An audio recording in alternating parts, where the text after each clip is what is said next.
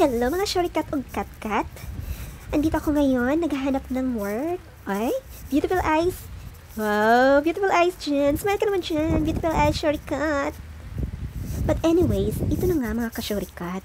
Naghahanap ako ng work ngayon. Habang naghahanap ng work, nagbablog din ako para may papakita naman ako sa inyo kung anong kagandahan dito sa Sweden, mga ka-shortcut. O, diba? Ayan na nga. Ayan, o. Diba ang ganda ng lugar?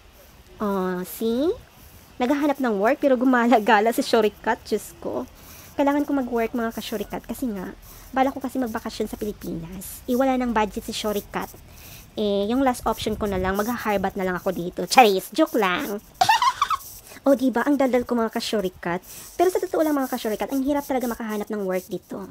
Kasi kailangan mo talaga matutong mag-Swedish. Isa yun sa pinaka-requirements nila na marunong ka mag-Swedish mga ka-shortcut. Yun lang. So, kailangan na natin maglakad-lakad. Maghanap tayo ng mga company na pwede natin pag-applyan. At habang naglalakad tayo mga ka-shortcut, magtingin-tingin din tayo baka mayroong mga junjun dito. Diyos ko, makahanap tayo ng apa. Pero ang mga ka-shortcut, wala man lang masyadong junjun naglalakad sa daan. Diyos ko, parang walang tao. Kakaunti lang yung mga taong naglalakad.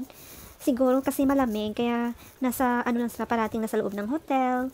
Pero ang kunti lang talagang naglalakad ngayon mga ka-shortcut. Parang natatakot siguro sa akin kasi nakikita nila yung kabayo, naglalakad daw.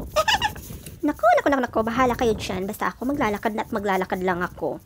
Hanggat makahanap ako ng work. Kaso lang, paano ako makahanap ng work? Daldal ako ng daldal, Diyos ko. Saan ako makakahanap kung panilakad lang ako? Ano ba naman to, Diyos ko? Nakakaloka talaga. Ang hirap talaga maghanap ng trabaho. Pero nai-enjoy ko din naman habang naglalakad kasi marami akong nakikitang magagandang lugar. Kagaya nito, di ba? Ang ganda. Ang ganda niya, sobra.